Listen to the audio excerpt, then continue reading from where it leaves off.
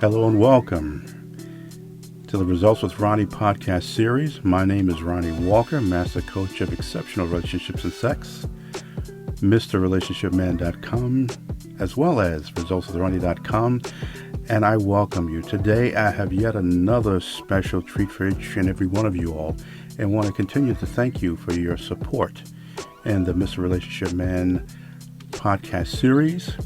Today I'm going to give you something special and someone special. This is going to be a subject because I really want to get the pulse of where everybody is. You know, one thing that I've learned through pretty much almost 30 years of this is I talk to people of many generations. In this particular podcast, I want to reach out to my Generation Xers. Now, for those of you all who don't know what that is, most people are familiar with the baby boomers. Well, the ones that came after the baby boomers were the Gen Xers. And of course, the opinions about whether they're productive in today's society or not is always going to be a topic of discussion. But you know, I truly believe that there is just as much wisdom from those coming after us as those before us as well. And I really want to take some time to share some thoughts with this individual because I've known her several years now, but one of the things that attracted me to her was what I felt a wisdom of someone well beyond her age. I think they call these people old souls or something of that nature. I can't remember. But this is someone that if you really listen to her lives, she's animated, she's serious, she's focused, goal-driven, passionate about herself. But you know what? She's also passionate about people and love. And I really wanted to take some time to introduce you to her for the many of people that already know who she is throughout the country. She's also, let me say, she's also a native New Yorker, which is also a plus in my book. And the stories that we share concerning being a New Yorker in West Palm Beach. So without further ado, radio personality of 102.3 and Tru Radio. Ladies and gentlemen, let me introduce you to Naysimone Crews. Good afternoon, Nay. How are you doing? Good afternoon, Ronnie. I'm doing well, in yourself? I am grateful. I'm grateful. I love that introduction. That was nice. Thank you. Thank you. No, and you know me. I mean every word. One thing I'm not going to do is sell everybody a whole bunch of puff pieces. I mean, if I say something about someone, as a matter of fact, you know, even for those that I want to have on this show, I really have to have an affinity to them and respect who they are as a person, be they male or female. It just seems that right now I'm on a track record for interviewing females, and that's okay with me. But now, without me saying, why don't you just go further into who you are and how you came to the space you are in terms of radio? Oh, okay. So, we got to take it all the way back to like the 80s. No, but seriously, I just always had that talent for entertaining. Reading, I remember in school, I always did the storytelling contest. We used to memorize books and stand in front of a whole audience and tell a story and be animated. And, you know, as time moved on, I used to write poems. I went from poem writing to rapping and really trying to make that make it in a music career, in the music business, you know. I've done it for so many years. I was actually signed to a major record label. But, you know, me just being who I am and, you know, not just with the people controlling me to get what I want. I just seen a lot in that industry. So that was one industry I kind of stayed shy from, but always had that niche for just entertaining and just giving wisdom and just helping wherever I can. So that's how I came. Basically, how I came to Florida was the palm trees and the weather. You know, New York started getting brutal. Tell me about it. I could not take it anymore. So it was that time. Plus, you know, I just came for the beauty of Florida. Florida is so beautiful. Like, you can look out your window and you can see the beautiful trees and the beautiful water, and it's just beautiful. It feels like a breath of fresh air. But then at the same time, you know, you got your cons too that comes with it. but it's all what's important to you, or how where you at makes you feel, and what you're willing to sacrifice and give up for yourself. Right. It's so. I mean, listen, I am a New Yorker through and through. I mean, I love each and every square inch, foot, mile of New York. And I have to say that West Palm Beach, or just Florida as a whole, grew on me a lot quicker than I anticipated. And again, it also comes down to the people that you meet as well. I figured that if I got down here and I was able to ride a motorcycle and have a pickup truck, I'd be happy. You see all the subways and the winters, although I do still miss the spring and the fall. But no, I agree. There is something about opening up a window here in Florida and the sunny skies and the palm trees that just inspires you to do something and not just stay home. So it amazes me how if you're a certain age where you just want to just stay home and do nothing, Florida just has that. I often think to myself, what would New York be like if we had this year-round weather? But then have an Indian summer, and then New York, you realize that sometimes New York needs that cold to chill these people out sometimes, because they just get out of hand. But no, I truly get it. But let me ask you something, Nate. You being from the city of cities as we know it, and although we know Florida does have its share of a metropolis, when we're talking about relationships and love, and I'm sure we can really get into past relationships and battle scars or whatever. Today here, where do you see the status of love for Gen Xers today, or just where do you see love as a whole? I mean, because now you're in a radio space here, you're in social media space, and you're in touch with a lot of people. So I really feel that you're qualified to answer this question. Where do you see the state of love is right now?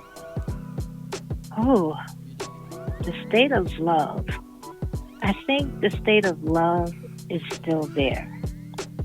I just think it is all pretty much given the wrong way, if that makes sense. Mm-hmm. Okay. Some people's definition of love is totally different from what I may consider love. Everybody has a different way to perceive love. So we might think someone being abused, if that's the worst relationship in the world, like nobody wants to get into a relationship like that, right? Mm-hmm. But then you have that person going through that relationship and keep accepting that relationship and keep dealing with that relationship because that's what she feels love. Well, if he wasn't doing this, then that means he didn't love me. You know what I'm saying? So everyone has a different way they perceive love, period.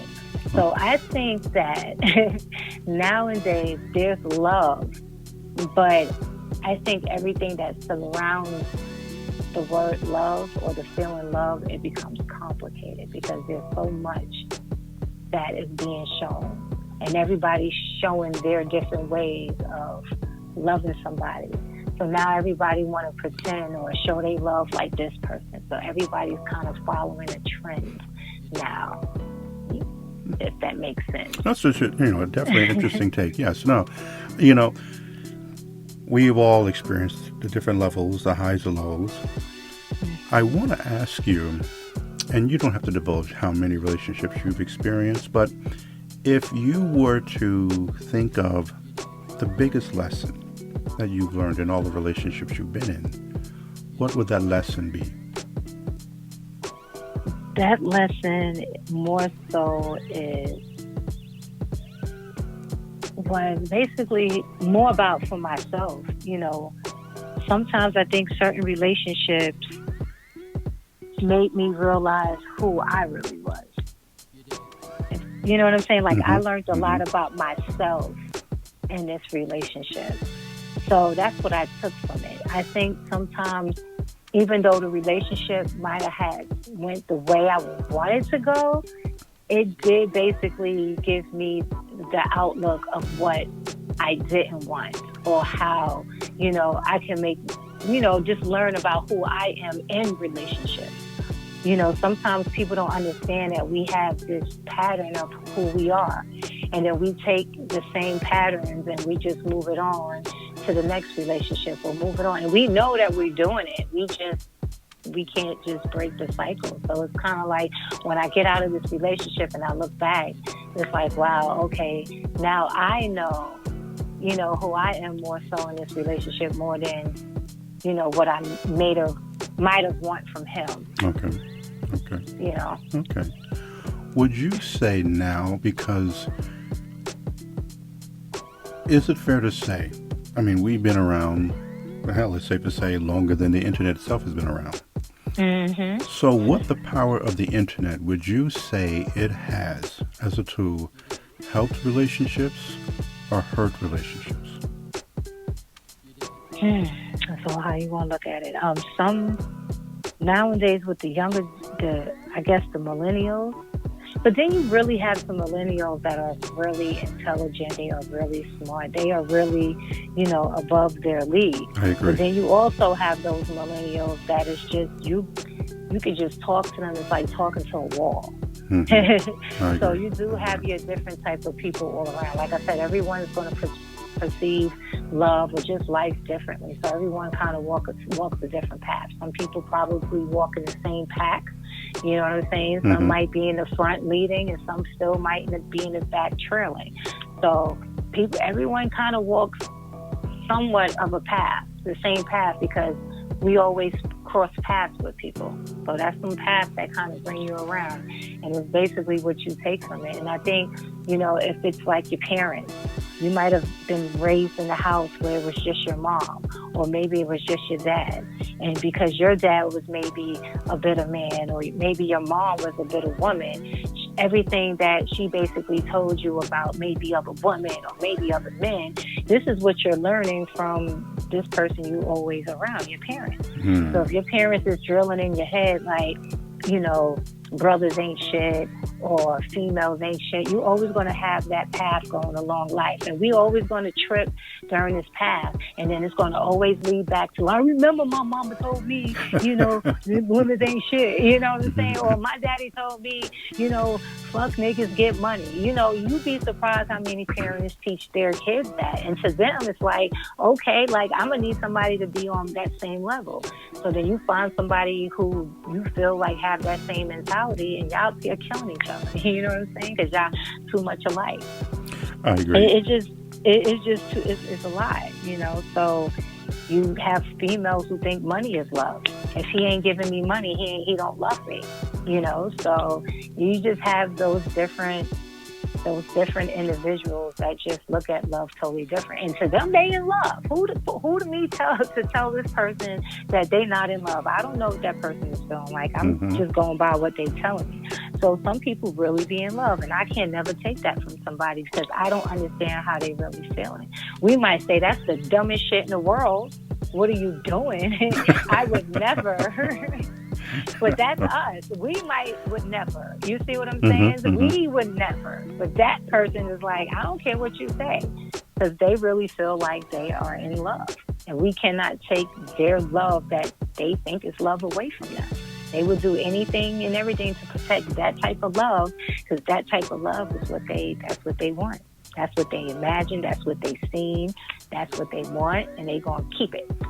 And that's what they keep going back to. And that's why some people fall for the same type of people, Yes, I definitely see throughout my coaching the patterns that people have, successfully or unsuccessfully when it comes to relationships. So I truly understand that. And there's one thing I'm known for saying is, who am I? Who am I, Ronnie Walker, to say whether a person is right or wrong in a given situation? Now, are there extreme circumstances? Yes. I mean, I'm sure there are examples where, we all know that a person is in a very abusive or toxic situation, but you're right, based on one's upbringing or experiences in their life, we could be making all the sense in the world, and to them, they're just not hearing us. And this is what it is, especially when people look at different things, they connect to love. And you made a perfect example was money. Some people feel as though you're spending money on them, and they are being loved. So in the end, I just hope that we take the experience and the lessons that you either become better and not bitter. So Yeah. that is something. I appreciate an answer. Oh, by the way, I really want to segue. When Nay was talking about her days in entertainment, let me tell you guys something. She's got bars, okay? If you've ever heard, if you've ever heard Nay, she probably will never share this with the world, or maybe she will at some point. But yeah, I've been privileged to hear some snippets, and I'm like, I kid you not. She's got bars. But anyhow, back to the subject. Thank you. At hand. Now, Nay, are you the one amongst your friends that people come to with for relationship advice? I assume that is the case, but why don't you answer that? You're the person that all your friends come to for relationship advice. Yes, because I try to go into a relationship, or like when someone tell me their relationship problems, I try not to be so judgmental, or coming in with, my personal opinions. I always just try to break down where the disconnect happened. Like, well, what happened that made you stop doing this or doing that? So I don't judge anybody by their feelings, even if I think this person is no good. Now, I'm going to honestly break down the situation to her, but then I'm going to also say, listen, if you are feeling this way, you got to do with what you feel. I can't tell you what you should do. Okay. Honestly, just go with your feelings. You would never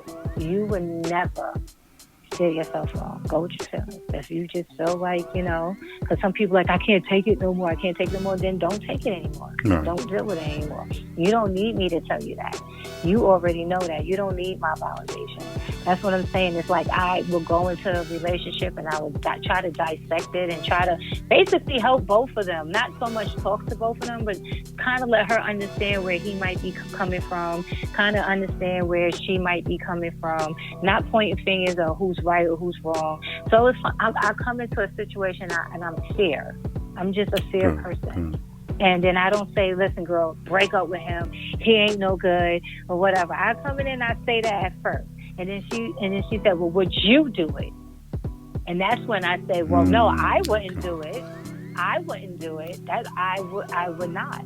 Now you asking me for my opinion. But if you just asking me about the situation, we're going to dig into the situation and kind of get some understanding. But if you asking me if I would deal with what you're going through or maybe this, I would either say yes or I either say no, or I either say try, and if it don't work, then you deal with everything you can do. But I try to be fair in everything. I don't try to look at it just because you my home girl, you right with everything. Right. So they do come to me because I'm pretty straightforward. I don't sugarcoat anything, and I call them out on their bullshit too. So, well, that is something I truly believe a true friendship should be about. It is, I have a very good friend of mine that for years, heck, we've known each other since '81. So we've been around the block a few times. But the one thing I can honestly say about this gentleman is his honesty in telling me when I'm incorrect on certain things. So it's always that if I came to him, he knows that what I'm looking for is the unadulterated truth. And he'll be the first one to say, Ron, now on that one, that's bullshit. Nope, you're wrong on that one. You need to fix this part. Or this, he'll explain, and he'll explain why, as well as that. And to me, that is lacking in so many friendships, platonic and even intimately, where people are not trying to hurt feelings. And, I tell people that if you know their heart, no matter how it comes out, they mean well. And so, again, I commend you on that. Now, how many guy friends come to you for advice, Nay? Lately, to be honest, not lately, because, since the pandemic, I don't know, they've been kind of quiet. But prior to seriously, but prior to that, I might have had like two of my guy friends who will talk to me about their relationships. Okay. Regularly. Not regularly, but, Okay. It's fascinating to see, at least to me as a man, where men will go for advice. If they are fortunate enough to have sisters, then they'll ask their sisters or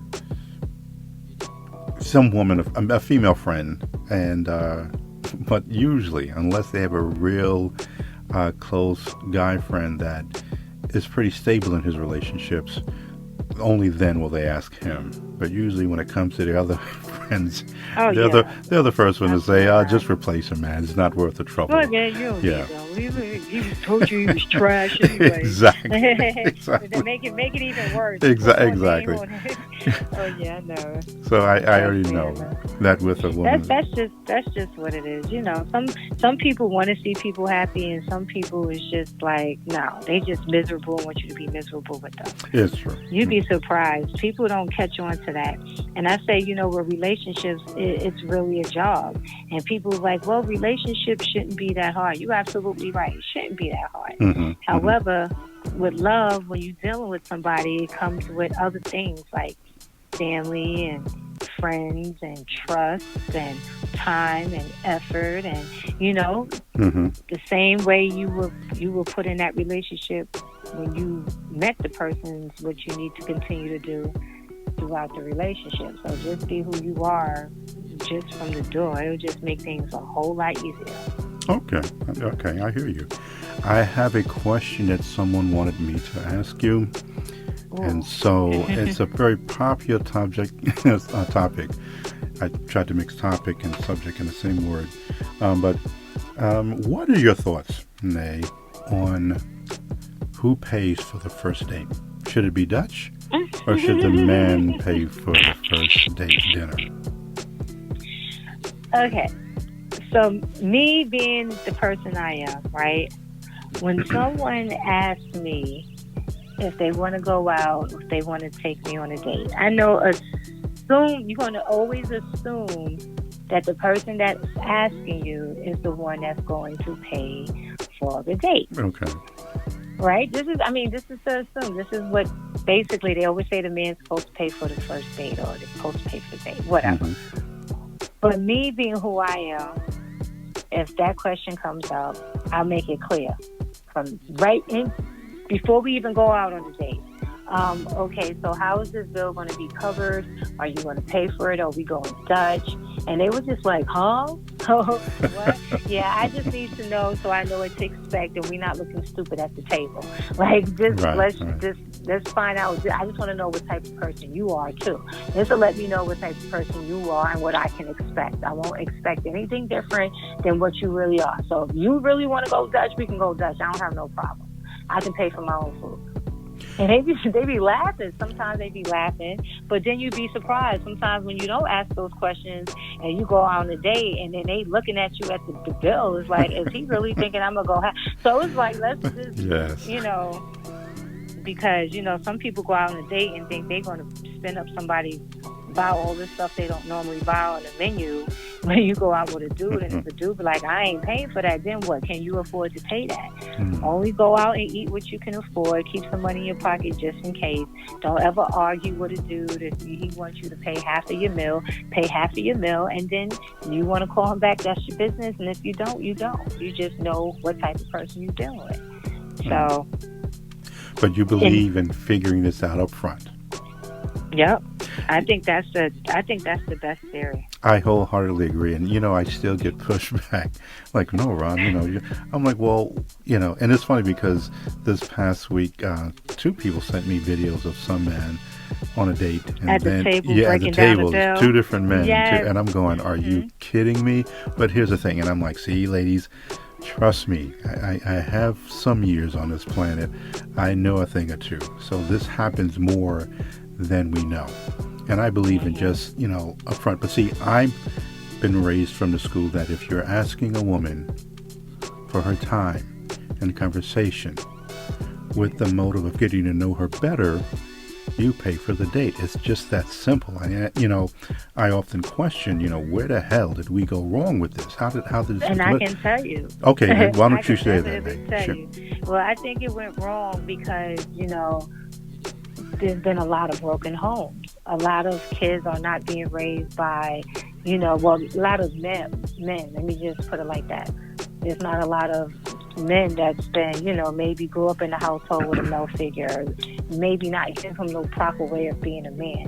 You just probably around your mom, and your mom like, don't let these little girls, these little fast-ass little girls try to take you out and take advantage of you and spend you see what I'm saying? So maybe in his head, I didn't do anything wrong. I mean, we both ate. My mama told me, like, we just don't know where that really stems from. It could stem from that's what he really thinks. Even if a dude will come and say, yo, dude, you're not supposed to be doing that. And he says, man, my mama always put me on game. My mama told me this since I was, you see what I'm saying? Yes, like, I've heard it. that's just how it be. But and it's like, we can say he's wrong, but how can he be wrong for something that he learned? We learn so many different things in our life. Some people just don't know anything. Some kids never went to school. Some kids are just they at home being abused by their parents, and it could be so much. It can be so much. They just left in the house. They taking care of their brothers and sisters, or parents on drugs. Or we don't know where none of that stems from, because I can't really think a smart, intelligent man will really ask a woman on a date and then turn around and tell her she got to pay her half. So we'll think an intelligent man, he's not that bright, because only an intelligent man would know that, So I don't know, it's just one of those things, but I think it has a lot to do with that individual just in general. So you make it known up front. You're like, hey, so when we go out on Saturday, what's the deal? You treating? Shit. We go Dutch. What you had in your mind? Oh God, just the thought of having to have the discussion is like nails on a chalkboard. It is. But again, it's unfortunate, but it has to be had, I think, just for the safety of the woman and just understanding the foundation of where you two are going. Now, let me ask you this, though, and to go deeper into that. Do you look at a man differently if he's going Dutch as opposed to if he's paying the whole bill?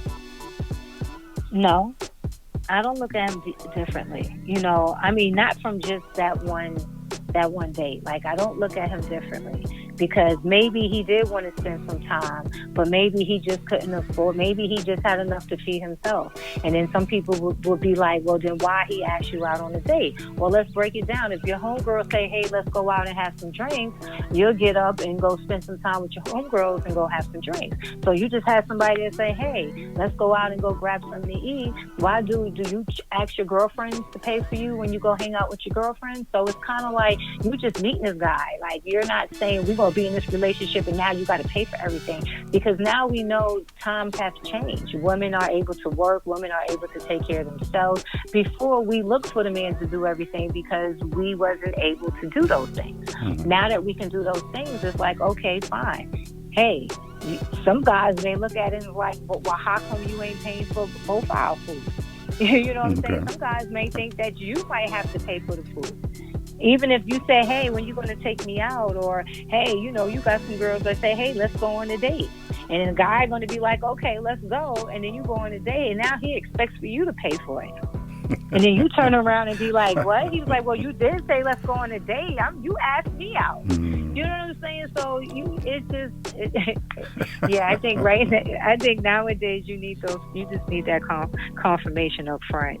Because they're not built like that anymore, Mm-hmm. It just comes from, where they stem from. Period. I hear you. Yeah, the conversation is intense and passionate. Again, I share my thoughts as men. Pay for the damn date. Pay for the date. Pay for the date. Pay for the date. Beauty costs her time to get ready, to look appealing to you, for you, and pay for the date. Now let me ask you this though. Okay, so we're past the first date, mm-hmm. and we're going to the second date. Well, let me just even ask you this: at what point do you feel that the man should pay for the date in its entirety? So First date, Dutch. Second date, Dutch. How many dates before you feel he should pick up the whole tab and he's doing the one asking you out? Well, I feel like once it starts getting to that point where you start putting your arms around me, or you want to start poking out your lips for a kiss or something, I think, you know what I'm saying? Okay. I think that would be the time that you can, now you're trying to take it to a different level. Now you're going beyond, let's go out and eat and have some good conversation and talking and whatever. Now you're trying to get a little bit intimate. Now when you try to get to that point, it's like, okay, whoa. Listen, pump your brakes. You know what I'm saying? So I hear you. I think that's when that comes into play. Because like I said, you would go out and hang with your homegirls and you wouldn't even question them. Your girlfriend said, ask you all day, hey, let's go get some drinks, hey, let's go get something to eat, and you going out and then you're looking at your girlfriend like, you got me? And you be like, what? Well, you did, you know what I'm saying? So it's like, if I'm meeting this person, I'm going to treat this person as somebody I'm getting to know. Like, basically, you're starting in that friend zone. So I'm going to treat you like my friend. I'm not going to expect anything else but what I expect from my friend. So at the end of the day, I know there's times I pick up tabs from my girlfriends, vice versa. But at the same time, I really don't know you. So at the same time, I'll make sure when I go out, I'm going to have money in my pocket. Because if I'm chilling with my girls, I'll be doing it. So I kind of look at it like that in that aspect because, like, and I would be the one that's like, I'm not going to go get extra. I'm putting on some jeans. I'm going to keep it simple. Like, with you, I'm going to give you who I am from the beginning. I'm not going to doll you out because I'm just not that person that's going to do that all the time. And I want you to see who I am and not get your hopes high. Because if you see me another way and be like, well, and this could be after we start liking each other. Right. And then boom, you start seeing me with a different face. You're like, well, you didn't look like that when I met you.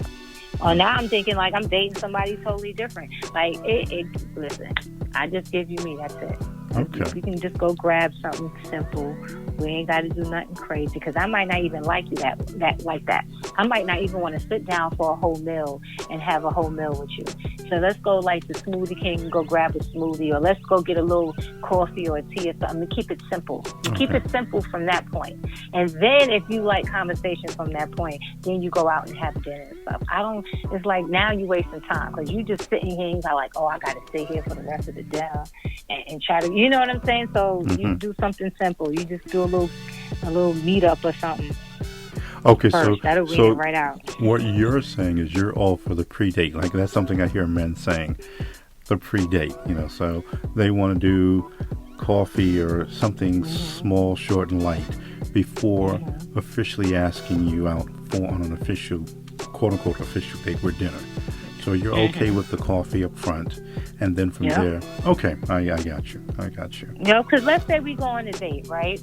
And we sitting across the table, and your breath smell like you just fucked somebody's butt right before you came in. I'm not going to want to sit at the table and talk to you.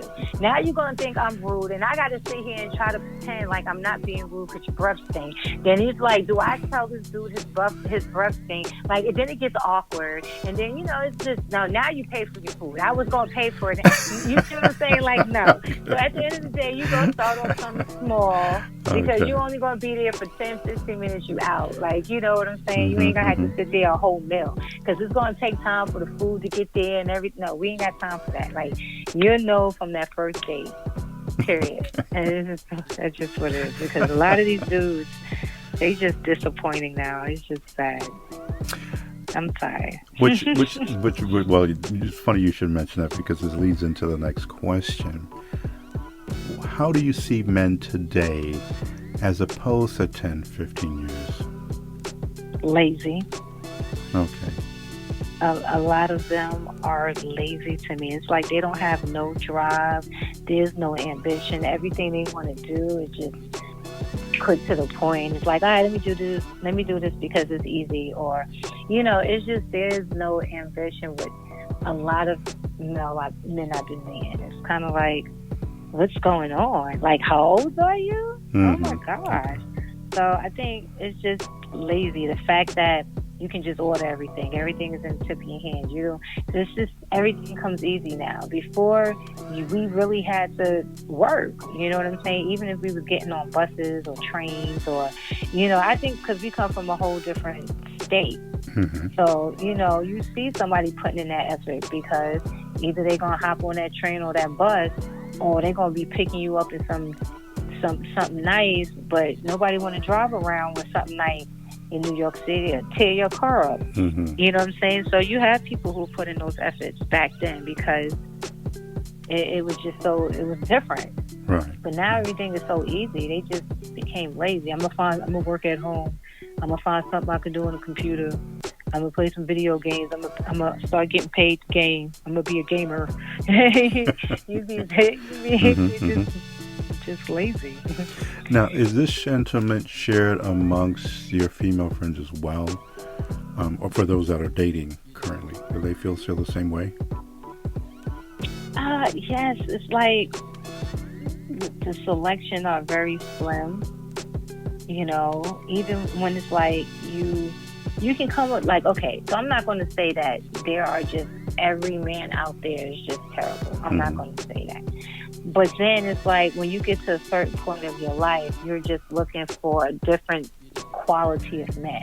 Maybe when you were younger, you was like, oh, he gotta be fine. He gotta be like this, that, and the third. He gotta have money. He gotta already have a house. So it's like, we was looking for those things when we was younger. Oh, he gotta be a roughneck. I don't want no soft dude. Oh, yeah. You know what I'm saying? He gotta be a thug. So, some girls they go through that, sometimes because they're looking for, they just looking to be secured or protected. That's the word I'm looking for. They want to feel like, yeah, my man is protecting me. Look at my man, he a thug. I don't know. They just like that street life. Oh, yes. And then you grow up and realize like it ain't it. It ain't it. So I think sometimes, as we get older, we start looking for a different quality of men. You start looking for a reflection of yourself and who you can see yourself growing and bonding with. And, it's kind of what it is, a friendship. Just like how you feel with your homegirls or with your girlfriends or, the people closest to you. You want to feel like this is an addition to what I got going on. You don't, but the quality is just not there anymore. Everybody is just lazy. Some of their hygiene, I just don't understand some of the hygiene that's been going on. It's disappointing. Like, wow, like what's going on? The hygiene is terrible. Like I said, you might get somebody that's working and might have a job, but just don't want to do nothing else but just that job. And you could see more potential in a person, but sometimes they just don't see it in themselves, and they just like, yeah, no, I'm not going to do that, or I don't want to go for another job because ain't nothing wrong with this job. And even though the job is probably paying like $13 an hour, they okay with that. That's like, what? Yeah. So like I said, it's just the men. You got the ones that are really doing well. Pretty much they're doing really well, and they're very, very well off. But they already taken. Like somebody already snatched them up real quick. And you ain't gonna see them. And the ones that are still around, is like their expectations might be just a little bit too high for you. You might not fit their expectations. So it's always kind of those things. So yeah, that's life. Well, would you say that overall, well, all things considered, are you optimistic for the ladies and men out there, or you're just express and proceed with caution? Always proceed with caution. Always proceed with caution, because you really don't know nowadays. It's just, we starting to see that there's a lot of weirdos out there. I think we're starting to see it more now than ever. True. And we've seen a lot of these fatal attractions, and it's just proceed with caution. Like, it can be nasty out there. So definitely proceed with caution, because even the ones we might think is, oh my gosh, I can't believe it, because I know we all been there, you know. And then when you just realize that's not it, you know, some of those guys or some of those females just don't know how to, you know, they have fatal attraction. It's terrible out there. Okay. Now, proceed. Well, now that we've asked about the men, then the same question to the women. How do you see women today as opposed to 10, 15 How I see years? women today? Mm-hmm. You talking about the... As it pertains to dating, you know, their mindset, their overall outlook on life. Are they any different today than they were 10, 15 years ago? I would say women in my generation. I think the women in my generation, I think we're a lot of us, a handful of us, I think we became more aware. I'm not going to say woke. I don't want to use that word. Okay. I think we became more knowledgeable. And then now we're teaching most millennials, some of them, not all of them. But I think the way we look on relationships might be a little different because of, like I said, the stuff that we've seen a lot growing up in the 70s and the 80s and the 90s. Now we're in the 2000s. Now we're in 2020. We've seen a lot in all these years of us being here. So it's like we kind of adapting to basically the changes. Remember, there was no computer. We adapt to that. You know, we learned that from the beginning. These kids grew up with it. We basically was there when it started. But then there's other things that we still learning as time go on, and these kids are just growing up in that era. So I feel like us Generation X, that's what we call Generation X. I feel like we learned and we adapt through some of our journeys coming up to this point. Okay. And I think we're more aware. And I think a lot of things that, as far as dating, I think we're more wiser when it comes to dating now. You know, okay. I think, you know, some of us females are breaking those generational curses that it might have been still, you know, sliding through the family. You know, so I think now, like, when it comes to us, we kind of was, you know, breaking the trend. You know what I'm saying? We came from the crack era, right? So we already know crack is whack. Right. You know what I'm saying? So it's like, I think we basically been through it all. So I think the women definitely are more wiser. We're more alert now. We're more aware. You know what I'm saying? We caught on to a lot of things. And that could be a gift and a curse at the same time, because like I said, we still a product of our environment too. So we picked up some habits. We picked up some ways. You know what I'm saying? We did pick up some ways. I know I done picked up some ways, you know, with the head bouncing and hand clapping and you know, you still picked up those ways. So like I said, I don't know. It's interesting, you know, the conversations that I have with men and women. I speak to them all over the world, and it's amazing, you know, because, you know, we are both products and have been around during the hip-hop era, you know, from its grasping in New York and even before we knew about it in the South and the West Coast and all of that, and how even in that genre of music, how it's effective to relationships during that time period and the growth, the mindsets, not just here but all over the world. So it's funny how certain things still stay the same, even when we're talking about things like hand gestures or the way sometimes men look at women and women look at men. I remember you would very hard pressed to find a man that would say woman. Everybody was a female. Everything was female. And it's funny, as I listened and read certain blogs or listen to men on the internet now, be they your YouTube channel, whatever, where they're talking about females. I'm like, oh no, woman, you know. But the fact that they're just still stuck in that era, It's amazing. And then the things that they still held over from the 80s and the 90s. So that's interesting. Nay, I've taken more than enough of your time, and I thank you. I know you have things to do, but before we go, if you can just share with the people the best way to stay in touch with you and follow you, because again, you're a woman of the world here. So just share some thoughts of how they can follow you and reach out to you if need be. Well, first, I would like to say thank you, Ronnie, for allowing me to be your guest. My pleasure. My pleasure. Thank you. Everyone, you can reach me on Instagram, Facebook, Twitter, or TikTok at DTHEE Naysimone, Naysimone.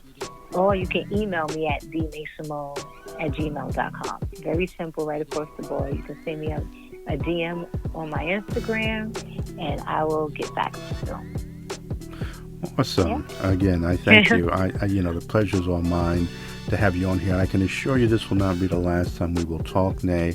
As this podcast evolves, I'm setting up a whole studio, so I'm looking forward to that. And as the pandemic that we're dealing with now will allow us all to come together and experience the podcast on a different level. My name is Ronnie Walker, and you can reach me on Ronnie@resultswithronnie.com. You can listen to this podcast at MrRelationshipMan.com or YouTube, Results with Ronnie Radio. And don't forget to, when you get there, subscribe and press the notification bell so that we can grow this channel on that platform. I'm having a lot of fun with the responses that I'm hearing from those on YouTube. But also, if you're interested in coaching or consultation, you can reach me at resultswithronnie.com, and whatever the type of coaching that you're looking for, singles, couples, sex coaching, it's all there for you. So reach out to me. I can also email at Ronnie@resultswithronnie.com. I thank you for your time, your listenership, and again, thank you, Nay. It was truly, truly a pleasure, as I know they're going to enjoy everything that you've had to share as we look forward to another time. So thank you. Again, my name is Ronnie Walker, Master Coach of Exceptional Relationships and Sex. I thank you for your time. Until next time, take care.